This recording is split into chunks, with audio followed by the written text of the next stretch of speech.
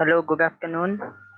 And this is Ayush Mishra, and I'm IT trainer Jeffrey Galiganj, Lucknow, and we are welcoming you in this live session. And our today's topic is very interesting, and our topic for today is IP address.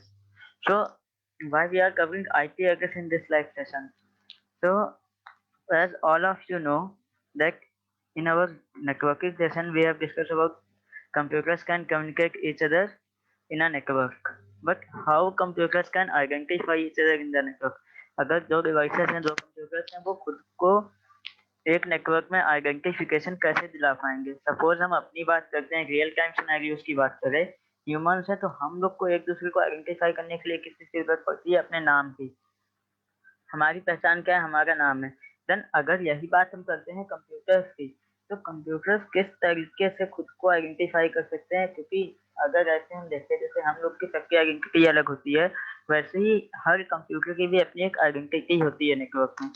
तो वो किस तरीके से हो सकती है? तो जैसे हम लोग अपना नाम यूज करते हैं, उसी तरीके से कंप्यूटर्स होते हैं, वो कुछ यूनिक नंबर्स का सेट यूज करते हैं, जिसको हम क्या बोलते हैं? आईपी एड्रेस बोलते हैं। जिसके थ्रू क्या होता है, कंप्यूटर से एक दूसरे से कोई इंफॉर्मेशन शेयर कर पाते हैं या एक दूसरे से कम्युनिकेट कर पाते हैं। तो फर्स्ट ऑफ ऑल अगर हम देखते हैं कि आईपी एड्रेस होता क्या है एक्चुअली में, व्हाट इज आईपी एड्रेस, ठीक है? तो यहाँ पे अगर हम देखें तो हर एक मशीन जो हमारे नेटवर्क में, अब मशीन से रेफरेंस यहाँ पे मेरा सिर्फ कंप्यूटर या लैपटॉप के लिए नहीं है।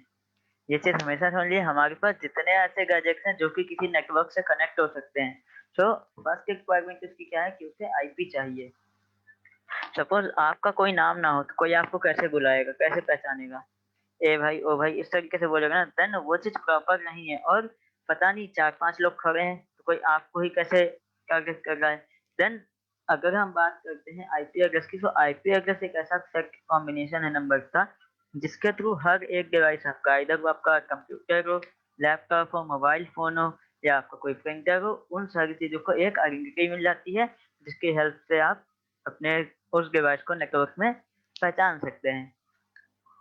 देन आईपी एड्रेस जो हमारे कंप्यूटर नेटवर्क में होता है, पार्टिकुलर डिवाइस का एड्रेस होता है, और ये हेल्प करता है हमारी एक नेटवर्क में कनेक्ट होने के लिए और दूसरे नेटवर्क में कनेक्ट होने के लिए।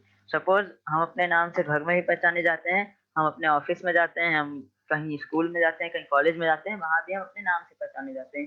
तो जिस तरीके से आपका नाम आपके घर में भी आपकी पहचान है और आपके घर के बाहर भी आपकी पहचान है, इसी तरह आईपी एड्रेस जो है वो क्या है, आप के एक नेटवर्क में भी आइडेंटिफिकेशन करवाता है और बाहर के नेटवर्क में भी आपका जो आइडेंटिफिकेशन है वो करवा देता है।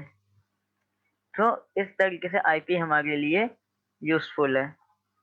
देन अगर हम बात करते हैं कि कैसे असाइन होती है या ये आईपी एड्रेस किस तरीके से हमको मिलते हैं, तो उन चीजों को भी अभी हम आगे कवर करते हैं। तो ओवरऑल अगर हम देखते हैं तो कुछ सेक्स हैं, जैसे हम अपना नाम इंग्लिश लैंग्वेज में रख सकते हैं, हिंदी लैंग्वेज में रख सकते हैं, उसी तरीके से आईपी एड्रेस को भी असाइन करने के बहुत सारे तरीके हैं, बहुत सारी टेक्निक्स हैं जिनके थ्रू हम आईपी असाइन कर सकते हैं और इन आईपी एड्रेसेस को बहुत अच्छे से समझ सकते हैं।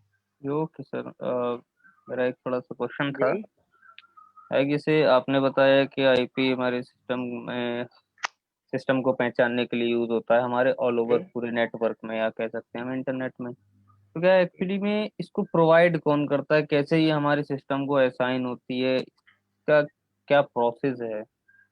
ओके, सो अगर आप सिस्टम पे आईपी असाइनमेंट की बात करें तो मैं आपको दो रेफरेंस में लेके चलूंगा। जैसे कि हम अगर बात करते हैं नाम की, हम ह्यूमन से अपने नाम की बात करते हैं, तो हम लोग के पास क्या होता है, दो तरह के नाम होते हैं। एक हमारा पब्लिक नेम होता है, सपोज जो हमारे डॉक्यूमेंट्स में जो हम ऑफिशियली यूज करते हैं, ऑफिशियल नेम। एंड सेकंड चीज होती है कि हमारा निक नेम घर में कुछ भी होता है ना, बउआ, बाबू, इस टाइप का जो हमारा घर पे निक नेम होता है, तो उसका आइडेंटिफिकेशन कहाँ तक होता है बता सकेंगे आप हमें से? थोड़ा सा इस पे अगर आप बोलना चाहें, तो हमारा निक नेम कहाँ पे पहचाना जाता है? जैसे अगर हम कहें तो पर्टिकुलर प्राइवेट्स में, जैसे घर हमारे पे हो घर गया, पे। या जिस उस ओके। नेम को कोई जानता और हो। इसी तरीके से अगर हम ऑफिशियल नेम की बात करें तो वो ओवरऑल पहचाना जाता है।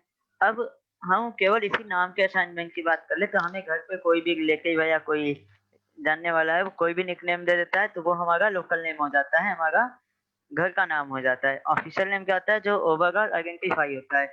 सेम इसी को हम कंपेयर करें अगर अपने आईपी एड्रेस से, तो हमारे कंप्यूटर से भी आईपी एड्रेस के असाइनमेंट का यही सीन चलता है।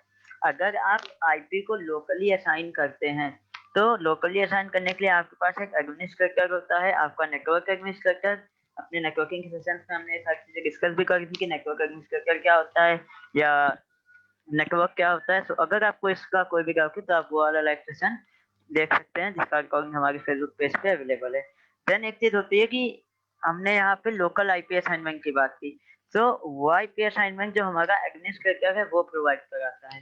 देन अगर हम ग्लोबली बात करते हैं, तो एक ऑर्गेनाइजेशन है आईएएनए, जिसे हम बोलते हैं इंटरनेट असाइन नंबर अथॉरिटीज। तो ये क्या है, ओवरऑल आईपीज का अपने पास रिकॉर्ड मेंटेन रखता है।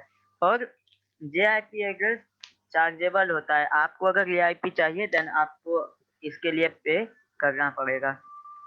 देन अब सपोज कोई एंड यूजर है, मैं थोड़ा सा एक आईपी कैसे प्रोवाइड होती है इसको एक रियल टाइम एग्जांपल से कंपेयर करूंगा तो समझने में आसानी होगी। सपोज दिन तक आपको एक लैपटॉप खरीदना है, तो उस केस में आपको एचपी का लैपटॉप सपोज लेना है, तो आप कैसे खरीदेंगे?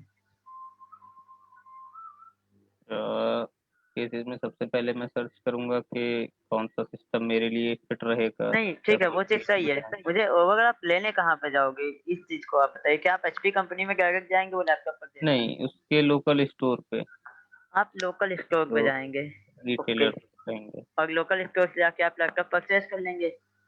देन अगर हम बात करते हैं आईपी की, तो जिस तरीके से एचपी है वो डिस्ट्रीब्यूटर्स को देता है। डिस्ट्रीब्यूटर्स क्या है, एरिया सेलर्स को देते हैं। देन वो क्या करते हैं, लोकल स्टोर्स पे लैपटॉप पहुंचाते हैं, और लोकल स्टोर से जो एंड यूजर है उसको लैपटॉप मिल जाता है। एंड यूजर को इसका मतलब नहीं है कि बीच में किस तरीके से लैपटॉप आ रहा है, उसको स्टोर पे जो मिलता है वो अपनी जरूरत के अकॉर्डिंग परचेज कर लेता है। सेम इसी तरीके से अगर हम बात करें आईपी एड्रेस की, तो आईएएनए जो ऑर्गेनाइजेशन है ये all over the world IP का जो सारा रिकॉर्ड है अपने पास मेंटेन रखता है। ओके। देन इसके बाद नंबर 2 पे हमारे आते हैं रीजनल इंटरनेट रजिस्ट्रीज, जो क्या करते हैं, एक एक रीजन को कवर करते हैं। अगर हम जैसे स्टेट गवर्नमेंट रैंक की बात करें, तो यहाँ पे अलग अलग डिपार्टमेंट बना हुआ है, ये पुलिस डिपार्टमेंट है, ये एजुकेशन डिपार्टमेंट है, ये बिजनेस डिपार्टमेंट है। तो इस तरीके से आगायाज क्या करते हैं, एक एक रीजनल कंटेनेंट्स में क्या करते हैं, आईपी एड्रेस के असाइनमेंट्स को मैनेज करते हैं। इनके बाद जो स्टेप 3 हमारे पास आता है वो हमारे नेशनल इंटरनेट रजिस्ट्रीज होते हैं। जैसे इंडिया में हमारे पास रिलायंस का हो गया, ये सारे हो गए, टाटा इंडिकॉम हो गए, तो ये सारे हमारे इस तरीके से आते हैं। देन इसके बाद हमारा लोकल इंटरनेट रजिस्ट्रीज होती है। तो आईपी एड्रेस का डिस्ट्रीब्यूशन कहाँ से शुरू हुआ है, आईएएनए से। आईएएनए से उसके बाद आगायाज के पास आया, देन नेशनल इंटरनेट रजिस्ट्रीज के पास आया, देन हमारे लोकल इंटरनेट रजिस्ट्रीज ने लिया, और उससे जो आईपी एड्रेसेस है वो किसे मिलते हैं, हमारे इंटरनेट सर्विस प्रोवाइडर्स को मिलते हैं। जैसे टाटा स्काई हो गया, जियो हो गया, एयरटेल हो गया। तो इन सबको वो सारा आईपी एड्रेस प्रोवाइड हो जाता है। देन यूजर अपने अकॉर्डिंग क्या करता है, अपने पर्टिकुलर आईएसपी से आईपी एड्रेस को लेता है। ओके। तो अभी जैसे एक चीज समझ में आ गई कि सर हम तो आईएसपी से आईपी नहीं लेते हैं, हम तो उससे प्लान लेते हैं कि हमको 500 जीबी चाहिए या हमें इतना स्पीड चाहिए। देन आईएसपी हमको आईपी कैसे देता है, तो ये क्वेश्चन भी आता है सबसे ज्यादा। तो इसमें क्या होता है कि जब आप इंटरनेट कनेक्शन लेते हो, ठीक है, तो जैसे अभी मैंने बोला ना कि आपका निकनेम आपको यहाँ पे पहचान दिलाएगा, तो इंटरनेट कनेक्शन के लेने के साथ साथ आईएसपी आपको क्या देता है, ग्लोबल एक आइडेंटिटी देता है, एक आपको आईपी एड्रेस देता है जिसके थ्रू आप अपने नेटवर्क में या बाहर के नेटवर्क में खुद को आइडेंटिफाई कर सकते हैं। देन आईएसपी के बाद हमारे एंड यूजर को आईपी मिल जाती है। अब एंड यूजर वाले स्टेप में आने के बाद ये टोटली डिपेंड होता है हमारे एडमिनिस्ट्रेटर पे कि वो पर्टिकुलर किसी एक कंप्यूटर को, मोबाइल को, लैपटॉप को या डेस्कटॉप को किस तरीके से आईपी प्रोवाइड करवाना चाहता है। ओके। तो ये पूरा जो प्रोसेस है ये चलता है आपका आईपी असाइनमेंट के लिए। तो अभी आगे हम बहुत सारी और चीजें कवर करेंगे कि किस तरीके से आईपी असाइन कर सकते हैं या क्या मेथड्स होते हैं, और किस तरीके से हम इस पे बेटर सीधे और समझ सकते हैं। बाकी अगर हम ओवरऑल एक बार हायरार्की की बात करते हैं, देन हमारा आईएनए से लेके एंड यूजर तक बीच में 2 से 4 स्टेप्स होते हैं जिसके थ्रू हमको आईपी एड्रेस प्रोवाइड होता है, जिसके लिए हमें कुछ चार्ज देना पड़ता है। Okay sir. इसके बाद लाइक हम वर्जन्स की अगर बात करें, जैसे मैंने सुना था IP V4 V6, कुछ इस तरीके से, है ना। तो यहाँ पर अगर देखो नॉर्मली वर्जन्स की बात करें, बट वर्जन से पहले एक्चुअली आप लोगों को ये चीजें समझना क्लियर होना चाहिए कि आईपी एड्रेस एक्चुअली में सिर्फ एक कह सकते हैं कॉन्सेप्ट है, बट उसके अगर मिक्सचर्स की हम बात करें कि एक्चुअली में आईपी एड्रेस बन किससे रहा है या किस सिस्टम को किस तरीके से वो प्रोवाइड हो रहा है, तो वहाँ पे लाइक एक नॉर्मल सी आइडेंटिफिकेशन लगती है। ठीक है, दो आइडेंटिटी होती हैं आपके पास, एक है network and second is host. ठीक है, जैसा कि अभी सर ने बताया कि आईएसपी आपको आईपी एक प्रोवाइड करता है, तो वो एक्चुअली में एक नेटवर्क आपको देता है। ठीक है, वो आईपी जो आपको दिया, जो लोकल डिस्ट्रीब्यूटर्स हैं, ठीक है, जो आपके आईएसपी रहेंगे, उनके पास एक नेटवर्क आईडी होती है। वो क्या करते हैं, जिस जिस अपने कस्टमर्स को या जो भी एंड यूजर्स है उनको एक एक आईपी प्रोवाइड करते हैं, वो actually as a host ID की तरह काम करती है। तो एक अगर हम कंप्लीट आईपी एड्रेस की बात करें तो वो दो चीजों से मिलके बनता है। पहला आपका नेटवर्क आईडी, दूसरा होस्ट आईडी। ये दोनों के भी दो डिफरेंट टाइप हैं। अगर हम ओवरऑल आईपी की बात करें देन आपका आता है IPv4 एंड V6।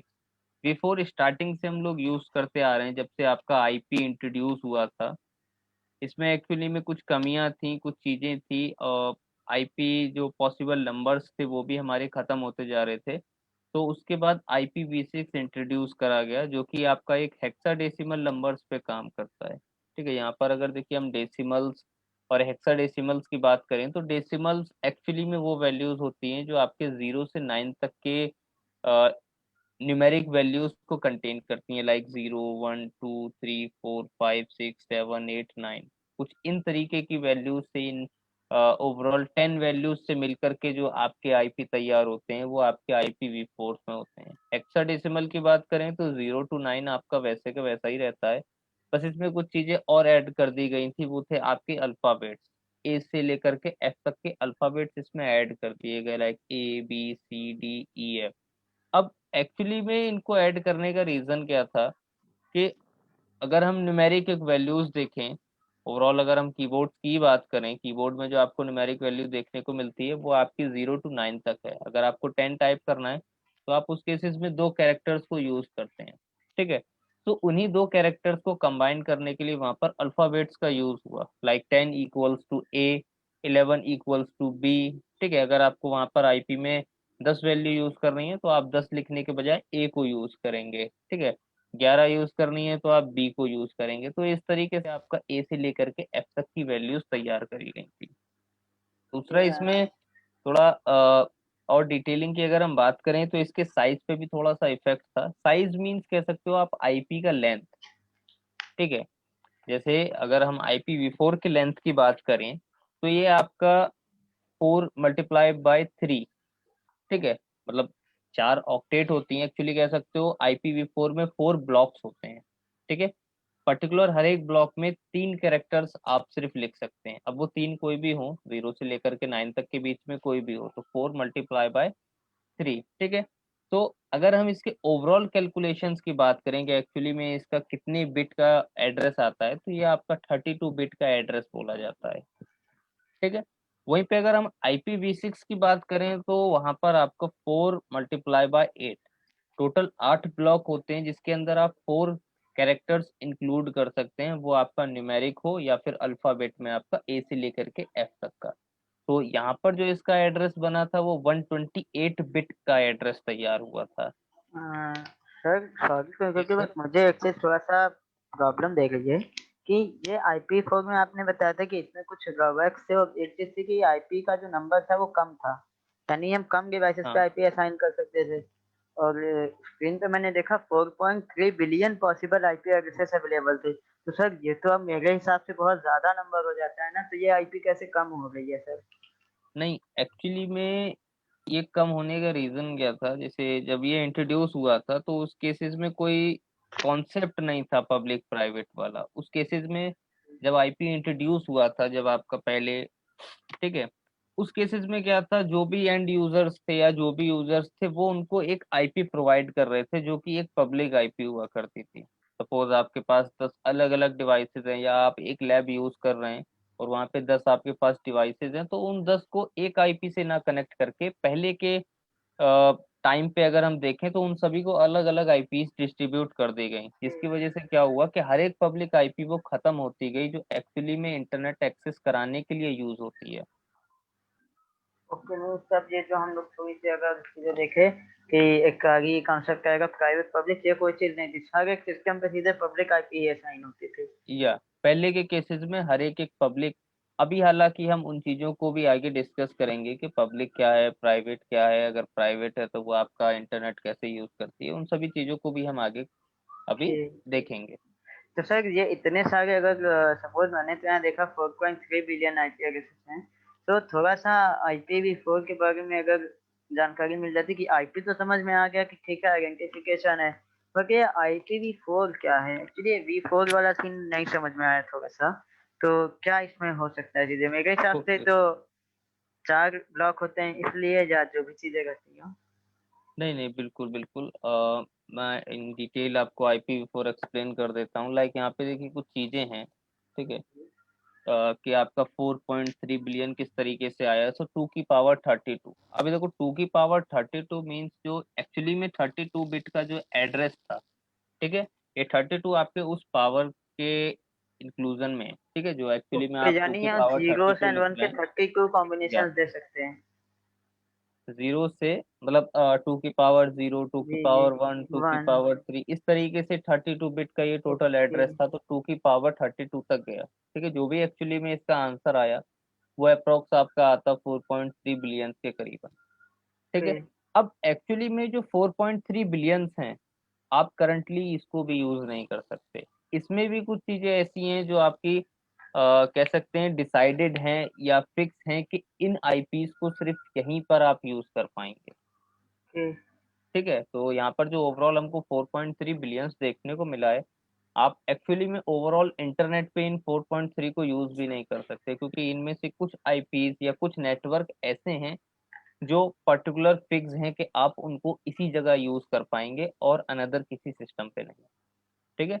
तो अगर इन डिटेल्स की हम बात करें तो जैसे कि हमने अभी बात करी थी कि लाइक 3 × 4, ठीक है, तो वहां पर जो 4 था वो एक्चुअली में आपके ऑक्टेट थे। ऑक्टेट मीन्स आप सिंपल सा कह सकते हैं कि 4 ब्लॉक, ठीक है।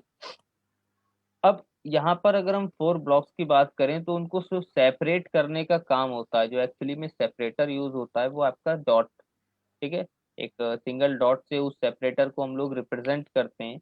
इसकी वजह से क्या होता है कि हर एक ऑक्टेट का अपना अलग साइज डिफाइन हो जाता है, ठीक है, लाइक 8 8 8 इस तरीके से। तो अगर हम मल्टीप्लाई करें, ठीक है, अगर या फिर अगर सिंपल सा आप देखना चाहें लाइक हाँ। 4 ऑक्टेट हैं और आप उनको ऐड ऑन करते हैं तो लाइक 8 + 8 + 8 + 8 यानी कि 8 × 4 = 32 ठीक है।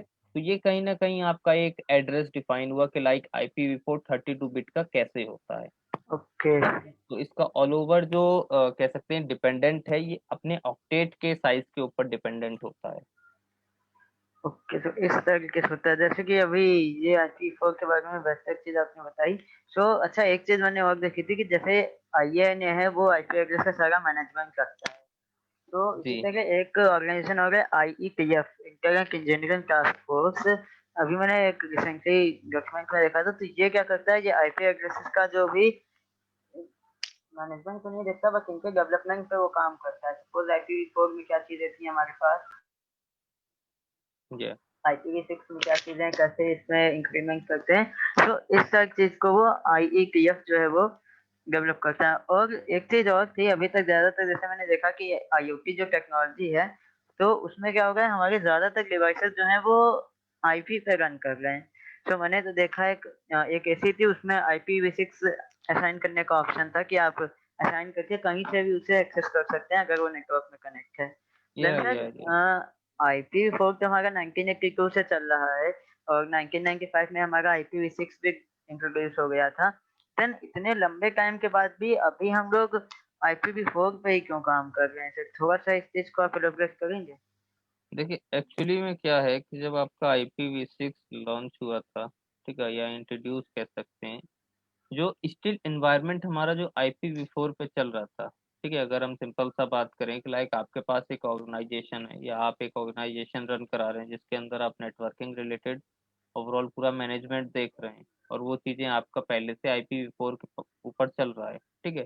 तो अभी हम अगर एक ऑर्गेनाइजेशन की बात करें तो उसका इंफ्रा कोई छोटा सा लैब तो होता नहीं है। अगर उसके इंफ्रा की हम बात करें तो उसके अनदर मल्टीपल ब्रांचेस हो सकती हैं, वहाँ पर हाँ उसके हाँ, ये अलग चीज अलग तो है। डेटा सेंटर्स हो सकते हैं। तो एक्चुअली में वो स्टिल अभी भी IPv4 पे इसलिए काम कर रहे हैं कि अगर वो एकदम से मूव ऑन करते हैं, ठीक है, एकदम से मूव ऑन करेंगे तो पहली चीज टाइम कंजप्शन ज्यादा रहेगा, क्योंकि एक्चुअली में उनको क्या करना पड़ेगा, अपना पूरा नेटवर्क बंद करके, अपने पूरे नेटवर्क कॉन्फ़िगरेशन को इरेज करके उसको IPv4 पे स्विच ऑन करना पड़ेगा, ठीक है।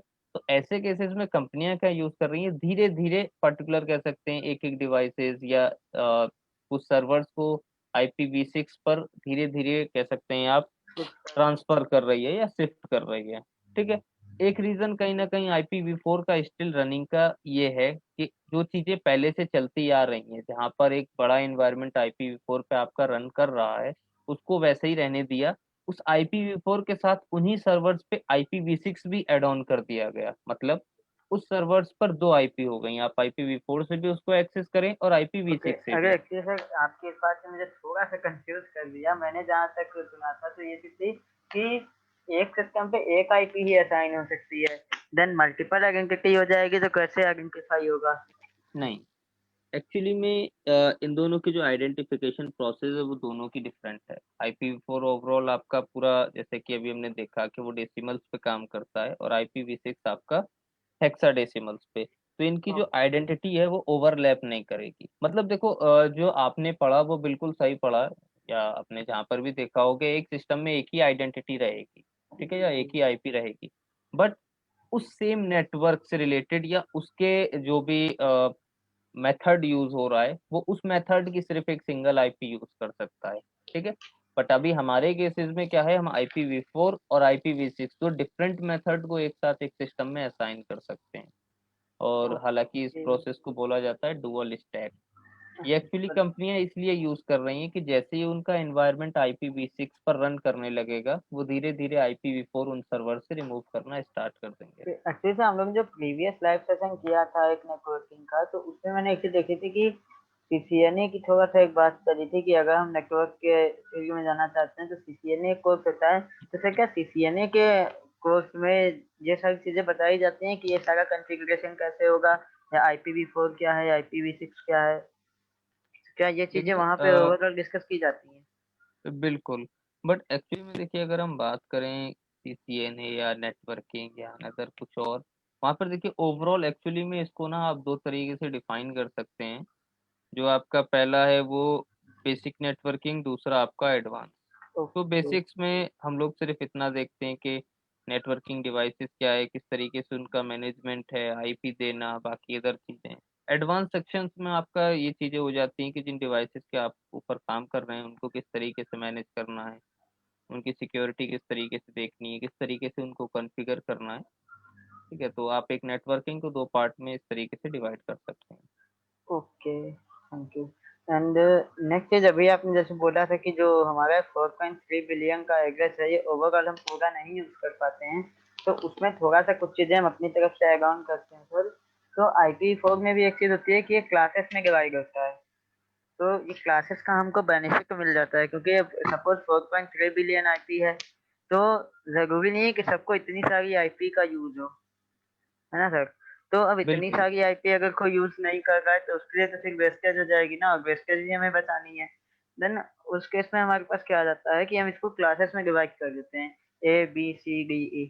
अब ये वही चीज है कि ओवरऑल है, नदी बह रही है, किसी को एक जग पानी चाहिए, किसी को एक गिलास पानी चाहिए, किसी को एक बाल्टी पानी चाहिए। तो जिसको जैसी रिक्वायरमेंट है वो उतना लेगा। तो इसी तरह नेटवर्क में आईपी की अगर हम बात करें तो इसको इसी तरीके से क्लासेस में डिवाइड कर दिया गया है, क्लास ABCDE। और जैसे कि एक चीज होती है ना कि डेवलपमेंट हो रहा है तो उसके लिए कुछ एक्सपेरिमेंट्स भी होंगे, कुछ हमें ऐसे एक्सेस चाहिए जो कहीं यूज ना हो, जिन पे हम प्रैक्टिकल कर सके। सो उसके लिए यहाँ पे क्लास ई जो है वो रिजर्व है। सो अगर हम शुरुआत से बात करते हैं क्लास ए से, तो क्लास ए से अगर हम देखें तो ये हमारा सबसे लार्ज एरिया का क्लास होता है, जिसमें हम नेटवर्क्स बना सकते हैं 126। बट इसमें जो हमारा नंबर ऑफ पोस्ट है वो बहुत ज्यादा होता है। अब जैसे बड़े ऑर्गेनाइजेशन है जहाँ पे डोमेन एनवायरनमेंट पे काम हो रहा है और कई सारे ब्रांचेस आपस में कनेक्टेड हैं। सपोज हमारा गेल इंडिया हो गया, सहारा इंडिया हो गया, ये कई बड़े ऑर्गेनाइजेशन हो गए। तो यहाँ पे हम क्लास ए के आईपीस यूज कर सकते हैं कि लार्ज नेटवर्क के सारे कंप्यूटर्स को कनेक्ट करना है एक साथ। देन फिर हमारे पास क्लास बी आता है। तो क्लासेस को बनाने का जो मेन हमारा पर्पस है वो यही है कि हम किस तरीके से अपनी रिक्वायरमेंट के अकॉर्डिंग आईपीस को कम या ज्यादा ले सकते हैं। कि जैसा आपने अभी बताया था कि आईपी पब्लिक और प्राइवेट वाले में डिवाइड हो गई है। तो ये जो क्लासेस हैं ये हमारी क्या करते हैं, आईपी के वेस्टेज को बचाते हैं। हमें जितने आईपी की रिक्वायरमेंट है हम उस तरीके से उतना आईपी यूज कर सकते हैं। अच्छा सर, एक क्वेश्चन जैसे मेरे पास आता है कि हम लोग हमेशा जब अगर घर पे देखते हैं या अपने ऑफिस से नॉर्मली देखते हैं, कनेक्ट होते हैं, तो आईपी 192 से मिलती है या 192 168 करके कोई उसमें रेंज होता है। तो क्या हम लोग घरों में ज्यादातर क्लास सी यूज करते हैं हमेशा? देखिए एक्चुअली में ये क्लासेस आप सिंपल सा इस तरीके से समझ सकते हैं कि यहाँ पर जो आपके क्लासेस डिफाइन हुए हैं ए बी सी, बेसिकली हम इन तीन क्लासेस को यूज करते हैं। अब इन क्लासेस का अगर मैं इनडायरेक्टली मीन कहूँ तो इनडायरेक्टली मीन ये है कि ये क्लासेस डिफाइन करती हैं कि आप वहाँ पे कितने सिस्टम की रिक्वायरमेंट है। ओके। अब जैसे हम होम यूजर्स की बात करें तो होम यूजर या मिनिमम जो लैब्स वगैरह बनती हैं या जो भी है, मतलब अगर एक नॉर्मल इन्वायरमेंट की हम बात करें तो ज़्यादा से ज़्यादा होम यूजर्स के पास मैक्सिमम 5 से 6 डिवाइसेस होंगे। एक अगर हम नॉर्मल लैब की बात करें, स्कूल लैब हो गया या कोचिंग सेंटर्स की लैब अगर हम बात करें तो ज़्यादा से ज़्यादा उसमें 100-150 पीसी हो जाएंगे। ठीक है, तो यहाँ पर एक्चुअली आपको जो 192 देखने को मिलती है वो सिर्फ इसके रेंज के ऊपर है। इनकी अपनी अलग अलग रेंज होती है।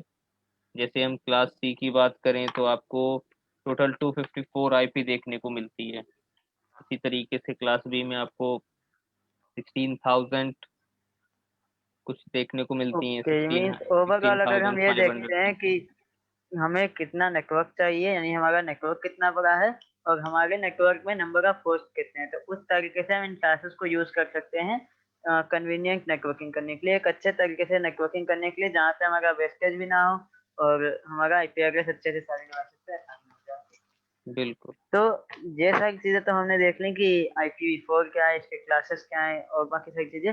देन अब मेन चीज आती है कि हम अपने कंप्यूटर पे इसको कैसे असाइन कर सकते हैं।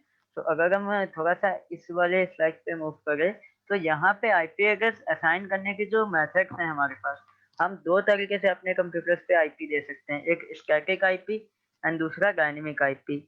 अगर हम इसको थोड़ा सा इजी लैंग्वेज में बोले तो हम ये कह सकते हैं कि एक हमारा मैनुअल हो जाएगा जो कि हमने अपने हाथ से आईपी असाइन कर ली है, एंड सेकंड वाला हमारा ऑटोमेटिक प्रोसेस हो जाएगा। अब हम्म, इसको थोड़ा सा अगर हम समझ लेते हैं, तो हमें अगर एक कंप्यूटर पे दो कंप्यूटर पे आईपी असाइन करना है, देन वहां पे हम स्टैटिक आईपी यूज कर लेते हैं।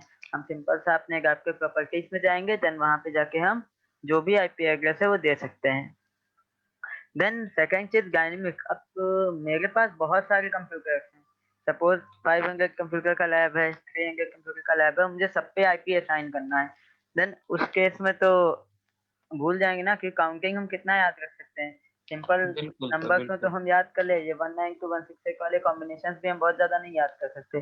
देन वहां पे हम क्या करते हैं, कोई एक ऐसी सर्विस यूज कर लेते हैं जो कि ऑटोमेटिक उन सारे सिस्टम्स पे आईपी असाइन कर दे। वो हमारा कैसा आईपी असाइनमेंट होता है, डायनेमिक आईपी असाइनमेंट होता है। अब सपोज हम बात कर लेते हैं अपने इंटरनेट सर्विस प्रोवाइडर की ही। तो मेरे पास अगर जियो का कनेक्शन लगा हुआ है ब्रॉडबैंड, तो जरूरी नहीं है कि ना कि जियो ने सिर्फ मुझे ही कनेक्शन दिया, उसके और भी बहुत सारे यूजर्स हो सकते हैं ओवर द कंट्री। तो अब वो अगर सबके लिए स्टैटिक आईपी असाइन करना स्टार्ट कर देगा, तो फिर तो जियो के पास एक ही काम रह जाएगा, सबको आईपी असाइन करना।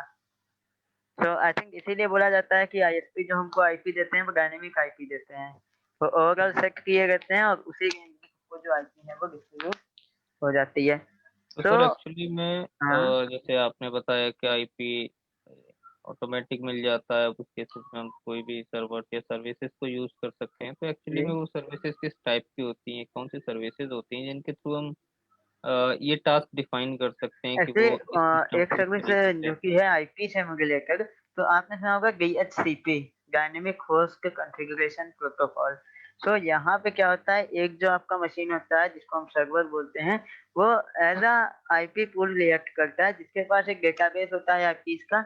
ये सिंपल उसी तरह है ना कि आप जब सिम लेने जाते हैं अपने फ़ोन का, तो आपके पास चार्ट में बहुत सारे नंबर्स दिए होते हैं। तो वो आपके लिए क्या होता है, आप नंबर लेने जा रहे हो तो आपको ये देखना है कि मेरे पास कहाँ पे कोई नंबर अवेलेबल है। तो वो आप डिस्कवर कर रहे हो कि मुझे किस कंपनी का नंबर लेना है, कहाँ से देखना है। देन आपके पास जो चार्ट अवेलेबल है, वो चार्ट आपके लिए क्या है, एक ऑफर कि भैया इतने नंबर अवेलेबल हैं, आपको जो चाहिए आप सेलेक्ट कर लो। इसी तरीके से होता है ना सर, जब हम सिम लेने जाते हैं, तो हम्म इसी तरह जो DHCP है, वहाँ पे क्या होता है, आईपी का एक पूरा डेटाबेस, एक पूल बना होता है। और जब कोई हमारा क्लाइंट कंप्यूटर जो है आईपी के लिए रिक्वेस्ट करता है या देखता है कि मुझे आईपी चाहिए, देन DHCP जो एक सर्विस है, तो जो सर्वर जिसपे सर्विस इंस्टॉल होती है, ठीक है, हमने सर्वर वाले लाइव में कवर करी थी कि सर्वर एंड सर्विसेज क्या होती हैं। तो जो सर्विस एक सर्वर पे पड़ी होती है, उस चीज का सर्वर हो जाता है। तो DHCP सर्वर क्या देखता है कि कोई क्लाइंट है जो आईपी मांग रहा है, तो वो अपने पूल से एक आईपी ऑफर करता है कि मेरे पास पूल में ये आईपी एड्रेस अवेलेबल है, आपको चाहिए। देन फिर वो अगर क्लाइंट को रिक्वायर है तो क्या करता है, उसकी रिक्वेस्ट करता है और लास्ट में एक्नॉलेजमेंट भेज देता है कि मुझे आईपी सक्सेसफुली रिसीव हो गई। और इस तरीके से ऑटोमेटिक आईपी आपके पास असाइन हो जाती है। हम्म स्टैटिक आईपी की बात करें तो वो तो आप मैनुअली खुद ही असाइन कर रहे हैं।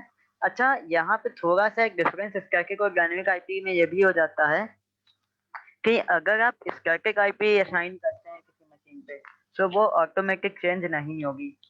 बट डायनेमिक आईपी का एक लीज टाइम होता है। अगर डिफॉल्ट हम बात करें तो 7 to 8 डेज का लीज टाइम होता है डायनेमिक आईपी के लिए। बट एडमिनिस्ट्रेटर अपने अकॉर्डिंग उस टाइम को कम या ज्यादा कर सकता है। तो इस तरीके हम्म से आपका जो आईपी असाइनमेंट का ओवरऑल प्रोसेस है वो तो काम मतलब करता है। अगर हम सिंपल सा कहें तो यहाँ पर स्टैटिक लाइक एक फिक्स्ड आईपी और डायनेमिक पर्टिकुलर एक हाँ, टाइम के बाद चेंज होने वाला। एग्जैक्ट। अब वही चीज ना, सपोज कोई इंग्लिश का टीचर है, वो इंग्लिश के सब्जेक्ट की क्लासेस लेता है, और वो रोज क्या कर रहा है, अपना जो कोचिंग है वो चेंज कर रहा है, कभी एक जगह, कभी दूसरी जगह, कभी तीसरी जगह। तो स्टूडेंट्स भी इसमें कंफ्यूज रहेंगे ना कि आज तक पता नहीं कहाँ पे है जहाँ पे हमको पढ़ने के लिए मिलेगा। तो उससे क्या होगा कि उनके बीच में प्रॉपर कम्युनिकेशन नहीं हो पाएगा। तो इसी तरीके से क्या होता है, जब कंप्यूटर्स होते हैं, जो सर्वर्स होते हैं जिनसे कंटिन्यू कोई रिक्वेस्ट करी जा रही है, अगर बार बार उनका आईपी चेंज होगा तो क्या होगा, उनसे कम्युनिकेशन करने में प्रॉब्लम होगी, इंफॉर्मेशन जल्दी हमको अवेलेबल नहीं हो पाएगी। तो एक कॉन्सेप्ट हमने ये भी सुना होगा कि सर्वर में ज्यादातर स्टैटिक आईपी यूज करी जाती है। वो इसीलिए होता है ताकि बार बार उनकी आइडेंटिटी जो है वो चेंज ना हो। क्योंकि ओवरऑल हमने सेशन के स्टार्टिंग में ये चीज बोली थी कि किसी भी डिवाइस के लिए जो कि नेटवर्क में कनेक्टेड है, उसकी आइडेंटिटी कैसे कंप्लीट होगी, आईपी एड्रेस से। तो अगर उसका आईपी चेंज हो रहा है, उसका आइडेंटिटी ही बार बार बदल रहा है, तो उसको आइडेंटिफाई करना नेटवर्क में थोड़ा सा मुश्किल हो जाता है। देन हम्म ओवरऑल अगर हम यहाँ पे देखते हैं types of IP addresses, private and public. So ये इसमें एक चीज बताएंगे सर कि पब्लिक आईपी जो है ये किस तरीके से प्राइवेट से अलग है। देखिए यहाँ पर अगर हम बात करें जैसे कि अभी कुछ स्लाइड्स पहले ही मैंने बताया था कि आईपीआर के जी। कुछ पार्ट्स में डिवाइडेड है, जहाँ पर हम लोग बात कर रहे थे 4.3 बिलियंस जो आईपी हैं वो एक्चुअली में किस तरीके से आपकी आती है ना। तो उसमें देखो कुछ कैटेगरीज थी, लाइक हमने क्लासेस देख लिया। अब उन क्लासेस के अंदर आपका आता है प्राइवेट और पब्लिक का कॉन्सेप्ट। देखिए प्राइवेट की अगर हम बात करें तो प्राइवेट एक्चुअली ऐसी आईपीज या ऐसे नेटवर्क जिनको हम सिर्फ लोकल में यूज कर सकते हैं या प्राइवेटली हम उनको यूज करें, मतलब उनके थ्रू आप इंटरनेट नहीं एक्सेस कर सकते, बाकी लोकल एनवायरनमेंट में आप किसी भी सिस्टम से कम्युनिकेट कर सकते हैं। ठीक है। जी। पब्लिक की अगर हम बात करें तो आउटसाइड द नेटवर्क या सिंपल सा कि ऐसी आईपीस जो हमारे आईएसपी प्रोवाइड करा रहे हैं जिनके थ्रू हम अपने इंटरनेट को एक्सेस कर पाते हैं। ठीक है। अब यहाँ पे एक कॉन्सेप्ट आता है नेट, नेटवर्क एड्रेस ट्रांसलेशन। वो एक्चुअली आपके होम राउटर्स पे पहले से ही कॉन्फ़िगर्ड रहता है, जिसके थ्रू होता क्या है कि जो एक्चुअली में आईएसपी ने आपको पब्लिक आईपी प्रोवाइड करी है और जो आप प्राइवेट आईपी अंदर यूज कर रहे हैं, मतलब अपने प्राइवेट नेटवर्क में यूज कर रहे हैं, तो उन दोनों के बीच में कम्युनिकेशन बनाने का काम होता है आपकी इस नेट सर्विस का, जो एक्चुअली में प्राइवेट आईपी के थ्रू जो भी आप इंटरनेट एक्सेस कर रहे हैं उनको ये क्या करता है, उस टास्क को स्विच कर देता है पब्लिक आईपी के ऊपर। ओके। सो इस तरीके से साइकिल काम करती है। वही मैं थोड़ा सा, थैंक यू, आपने पहले ही एक्सप्लेन कर दिया। एक्चुअली मैंने इमेज देखा था तो मुझे वो क्लियर नहीं हो रहा था कि ये राउटर पे नेट क्यों लिखा हुआ है, तो आपने ऐसे ही एक्सप्लेन कर दिया। Thank you sir. And next, अगर अभी जो आपने प्राइवेट एंड पब्लिक का बताया, तो इसको हम कुछ इन फीचर्स के थ्रू आई थिंक और आसानी से समझ सकते हैं कि इसका स्कोप क्या है, कम्युनिकेशन कैसा रहता है। जैसे आपने बताया कि ये विद इन नेटवर्क यूज होगा, ये हमारा आउटसाइड नेटवर्क में यूज होगा। देन इसका जो फॉर्मेट होता है वो किस तरीके से होता है, इनका प्रोवाइडर कौन है, कॉस्ट की क्या बात है, या कैसे हम इनको चेक कर सकते हैं, इनका रेंज क्या है, और एग्जाम्पल। तो अगर आप यहाँ पे राइट साइड में एक इमेज देख रहे होंगे, तो आपको ऊपर दिखा होगा what is my IP, and नीचे आपके पास एक नेटवर्क कनेक्शन की डिटेल होगी। तो जहाँ पे आपको जो ये डिटेल दिख रहा है, आप अगर देखें IPv4 एड्रेस, तो ये आपके कंप्यूटर का पर्टिकुलर आइडेंटिफिकेशन है कि आपके कंप्यूटर पे आईपी क्या पड़ी हुई है। और अभी जैसे मैंने डिस्कस किया था ना पहले कि DHCP एक सर्विस होती है जो कि आईपी प्रोवाइड करवाती है। तो यहाँ पे जी देखिए आपको दिखा होगा DHCP इनेबल है, यस, यानी ये जिस कंप्यूटर से मैंने स्क्रीनशॉट लिया है आईपी एड्रेस का, उस पे किसी ना किसी DHCP सर्वर के थ्रू आईपी असाइन करी गई है। एंड असाइन करने के साथ साथ यहाँ पे देखिए तो उसका लीज टाइम क्या है। लीज टाइम नॉर्मली ये होता है कि कितनी देर तक वो आईपी उस सिस्टम पे रहेगी। एंड देन तो आपके मतलब पास अगर सर हम सीधा सा कहें तो हाँ, जो भी सर्वर्स हमको आईपी प्रोवाइड कर रहे हैं ऑल ओवर डिटेल्स हम अपने ही सिस्टम में चेक कर सकते हैं कि किस सर्वर के हाँ, थ्रू किस हमको सर्वर के थ्रू आईपी मिल मिल रही रही है है, और क्या कैसे है। क्या कैसे है। बट एक चीज जैसे कई बार कॉन्सेप्ट क्या आता है टेलीकॉम्स में, अगर हम देखें तो ज्यादातर यूज होता है कि आपने नेटवर्क मोबाइल डेटा ऑन किया, आपको एक आईपी असाइन हो गई, आपका एक्सेस हो गया इंटरनेट। देन आपने हम्म। ऑफ किया, वो आईपी किसी दूसरे बंदे ने नेट ऑन किया, उसको असाइन हो गई। तो ये लीज टाइम पे ही आई थिंक बेस्ड करता होगा, जिसकी हेल्प से ये फास्ट स्विचिंग हो जाती है आईपी एड्रेसेस की। देन एक और चीज थी मेरे पास, अगर मेरे पास ब्रॉडबैंड कनेक्शन लगा हुआ है, मैंने ये चीज काफी देखी है, तो थोड़ा सा इस पे हम आपका व्यू जानना चाहेंगे। तो मेरे ब्रॉडबैंड में अगर मैं चेक करता हूँ वर्क माई आईपी, तो मुझे IPv4 एड्रेस ही मिलता है। बट जितने भी टाइम मैंने अपने मोबाइल डेटा को ऑन करके आईपी चेक करी है, मुझको IPv6 ही शो करता है। तो ऐसा किस लिए, क्या टेलीकॉम का नेटवर्क जितना काम है वो ओवरऑल IPv6 पे ही होगा? नहीं सर, एक्चुअली में इसका भी अपना अलग रीजन है। जैसे मैंने आपको इंडस्ट्री का एग्जांपल दिया था कि जो इंडस्ट्री आपका IPv4 पे चल रही है वो V6 पे धीरे धीरे स्विच करेगी, बट जो टेलीकॉम्स IPv6 से ही स्टार्ट हुई हैं, कि जैसे आपने जो एग्जांपल दिया, आई थिंक शायद आपका जियो का सिम रहा होगा, यस, जियो ही है। है ना। क्योंकि जब जियो ने अपना रिलायंस से हटा करके, मतलब पहले तो रिलायंस के नाम से आता था, अब जब हम्म, उसने रिलायंस से अपना स्विच ऑन करा जियो के ऊपर, तो उसने क्या करा, अपना पूरा ऑर्गेनाइजेशन ही चेंज करा। ठीक है, अगर हम देखें तो उसने अपना डेटाबेस, अपने सर्वर्स, उन सभी को अपडेट करा। तो उसने क्या करा, जो एक्चुअली में करंटली आपका जो अभी सिचुएशन चल रहा है, ठीक है, जैसे अगर हम बात करें अभी के केसेस में, बेटर परफॉर्मेंस आपका कौन दे सकता है, IPv6। क्यों, क्योंकि IPv6 दे अभी आपका सकता है। वो जनरली नया नया रिलीज हुआ है और सारी हाँ, देन कंपनियां अब इनबिल्ट उसी के ऊपर सिक्योरिटी मूव भी ऑन है कर उसमें। रही हैं। अभी सारी कंपनियां उसी के ऊपर मूव ऑन कर रही हैं, तो जी। उसमें क्या है कि जब वो नई स्टेप नया अपना वर्क स्टेब्लिश कर ही रहा है, तो वो IPv6 के ऊपर ही मूव ऑन करा। ठीक है, इसी वजह से आपको IPv6 अपने फोन पे देखने को मिल रहा होगा। हालांकि धीरे धीरे हमारे ब्रॉडबैंड भी स्विच कर रहे हैं, और कभी कभी आपको ब्रॉडबैंड में ऐसा देखने को मिलेगा कि आपका IPv4 और V6 दोनों आपको प्रोवाइडेड है, या आपका सिर्फ V6 है। तो वो कंपनियां धीरे धीरे जैसे जैसे अपना स्विच ऑन करती रहेंगी, वैसे वैसे आपको ओके, मीन्स चेंजेस अगर हम देखने को ओवरऑल मिलेगा। देखें तो जितने भी IPv4 के नेटवर्क हैं, जैसे वो स्टैंड बाई के लिए IPv6 यूज कर रहे हैं, वैसे जितने भी न्यू टेलीकॉम प्रोवाइडर्स हैं जो कि IPv6 पे स्टार्ट किए हैं, ये IPv4 को एज ए स्टैंड बाई रखे हैं अपने पास। हम्म। ओके, यही रीजन है कि मुझको दोनों जगह अलग अलग आईपी देखने के लिए मिलती है। देन यहाँ पे जैसे मैंने देखा कि प्रोवाइडर या कॉस्ट, सबसे इम्पोर्टेंट चीज यहाँ कॉस्ट की आती है, क्योंकि अगर हम इंडिया की बात करें तो यहाँ पे हम चाहते हैं कि हमारा कम कॉस्ट में अच्छा ही काम चल जाए। तो प्राइवेट आईपी एड्रेसेस हमारे लिए ओवरऑल फ्री हैं।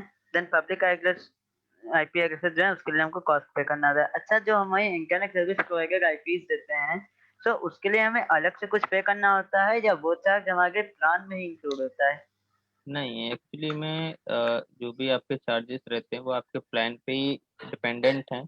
अब जो भी जैसा भी रहेगा, जैसे सपोज कोई ISP अगर कोई प्राइवेट कंपनी है, तो वो अपना लिख के रखती है कि इस प्लान का प्राइस इतना है प्लस समथिंग, कोई भी आगे इंक्लूडेड जो भी रहता है, लाइक इंक्लूडेड आपका GST या अनदर कोई भी चार्जेस हैं, तो वो प्लस इंक्लूडेड करके लिख देता है।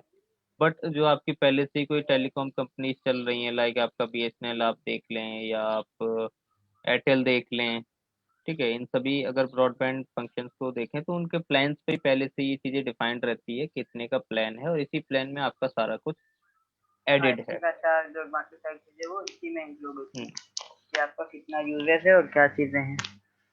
ओके, देन ये सब चीजें तो बेटर है कि हमने आईपी के बारे में समझ लिया कि प्राइवेट आईपी क्या होती है, पब्लिक आईपी क्या होती है, कैसे आइडेंटिफाई होता है, क्या चीजें होती हैं। देन सर अगर मेरे पास एक सिस्टम है और हम चाहते हैं कि हम उसमें अपना आईपी चेक कर ले कि आईपी क्या है, देन हम किस तरीके से आईपी चेक कर सकते हैं अपने पार्टिकुलर सिस्टम का?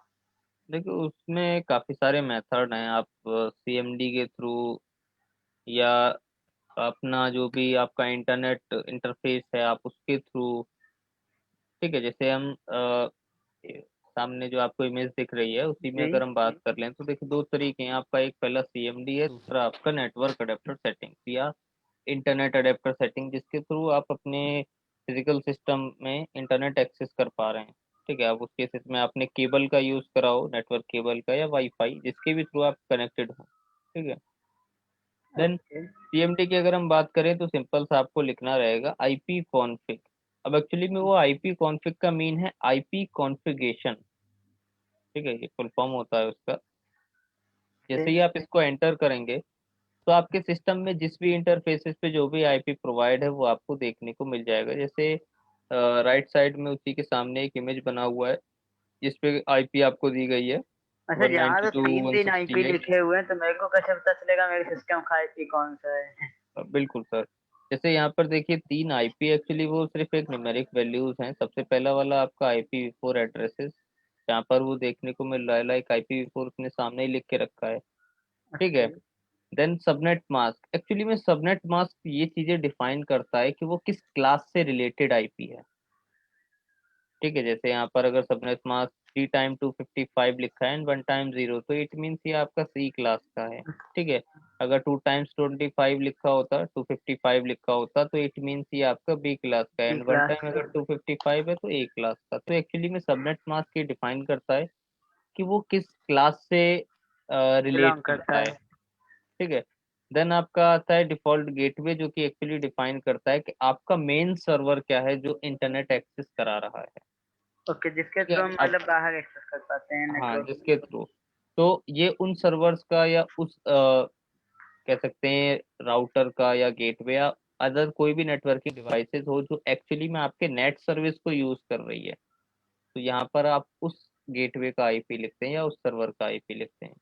सेम थिंग आपको नेटवर्क अडेप्टर के प्रॉपर्टीज पे देखने को मिल जाएगी, लाइक आपको सबसे पहले कंट्रोल पैनल में जाना रहेगा, वहाँ पे आपको एक ऑप्शन देखने को मिलेगा नेटवर्क अडेप्टर्स करके। ठीक है, आप वहाँ पर जैसे ही एंटर करेंगे तो वहाँ पर तीन ऑप्शन रहेंगे, आपका वाईफाई होगा, इथरनेट होगा और एक लूप बैक मीन करके या जो भी लोकल। इंटरफेसेस आपके पास अवेलेबल होंगे आप उन पे सब पे हम्म, चेक कर सकते हैं। सारे वहाँ पर शो हो जाएंगे। अब डिपेंड करता है कि आप अपने लैपटॉप को वाईफाई से कनेक्ट करके रखें या फिर आपने इथरनेट केबल लगाया। अगर केबल लगाया तो आप इथरनेट के प्रॉपर्टी पे चेक करेंगे, और अगर वाईफाई से कनेक्टेड हो तो आप वायरलेस इंटरफेस की प्रॉपर्टी को चेक करेंगे। अच्छा सर, ठीक है मैंने कई बार देखा है कि जब आईपी असाइन एक्चुअली होता है, नया सिस्टम ही ऐसे होता है उसमें कोई आईपी असाइन नहीं होती है, फिर भी हम अगर चेक करते हैं तो वहां पे 169 करके कोई आईपी दिया रहता है और डीएचसीपी का ऑप्शन भी यस नो पता नहीं जो भी करता हो। तो वो 169 का क्या कॉन्सेप्ट होता है सर? ऐसा तो कोई देखिए, क्लास में भी मुझे नहीं दिखा कि क्लासेस में कोई रिवीजन हो। हम्म, एक्चुअली देखिए जैसे अभी हमने बात करी थी कि उस IPv4 में कुछ चीज़ें डिफाइंड हैं या कुछ फिक्स्ड आईपीज हैं जो जहाँ कुछ जगह डिफाइंड करी गई हैं कि ये आईपीज यहीं पर यूज हो सकती हैं और कहीं। तो जो एक्चुअली में वो जो 169 का रेंज है वो उस केसेस में यूज होता है। सपोज करो आपका सिस्टम नेटवर्क से कनेक्टेड है बट आपके सिस्टम पे आईपी नहीं आई। ठीक है, मतलब आपके डीएचसीपी सर्वर ने आपको आईपी जी। नहीं दे पाया या कुछ और कोई भी नेटवर्क इशू हो और मैनुअली आपने भी नहीं दे रखा। ठीक है, तो उस केसेस में सिस्टम की एक खुद की सर्विस होती है अपीपा सर्विस, वो क्या करता है कि ऑटोमेटिक एक आईपी प्रोवाइड कर देता है आपके सिस्टम को, ताकि वो आपके लोकल नेटवर्क पे कनेक्टेड रहे, मतलब सिर्फ आपको वहां पर दिखा सके कि हाँ आपके सिस्टम पे कोई आईपी है, या इट मीन्स आपका सिस्टम वर्किंग में है, मतलब जो आपका इंटरफेस है। ठीक है, ओके, हालांकि इंटरफेस उस वर्किंग आईपी, शो कर। हाँ, उस आईपी के थ्रू हालांकि हम कहीं पे कम्युनिकेट नहीं कर सकते हैं, ठीक है, ना ही हम इंटरनेट को कनेक्ट कर सकते हैं, ना ही हम अपने लोकल में किसी और कनेक्टेड सिस्टम को, ठीक है, वो सिर्फ आपके लोकल सिस्टम को असाइन करता है वो आईपी, जिसके थ्रू एक्चुअली में हमको पता चल जाता है कि हाँ हमारा सिस्टम कहीं और एक्सेसिबल नहीं है अभी। ओके, मीन्स अगर एक तरीके से देखें तो ये आईपी बहुत ज़्यादा इम्पोर्टेंट है अगर नेटवर्किंग की या नेटवर्क की हम बात करें, तो आईपी बेस है एक तरीके से कि जहाँ से नेटवर्किंग स्टार्ट हो सकती है। नेटवर्क बनाने के लिए ही आईपी चाहिए मीन्स, क्योंकि नेटवर्क तभी बनेगा बिल्कुल। जब कम्युनिकेशन होगा, और कम्युनिकेशन के लिए ही आपको आइडेंटिफिकेशन और आईपी की ज़रूरत है। बिल्कुल आपको आईपी उस केसेस में पता होना चाहिए कि एक्चुअली में आईपी किस तरीके से हम लोग सिस्टम पे असाइन कर सकते हैं, किस तरीके से आईपी का डिटेल है या क्या चीजें हैं। अच्छा, एक चीज़ और सर, लास्ट पे थोड़ा सा मुझे क्वेरी थी कि सपोज आपने बताया कि यहाँ से क्लास डिफाइन होता है, तो सपोज मान लीजिए अगर हम अलग अलग क्लासेस की आईपी दे देंगे तो क्या कम्युनिकेशन हो जाएगा?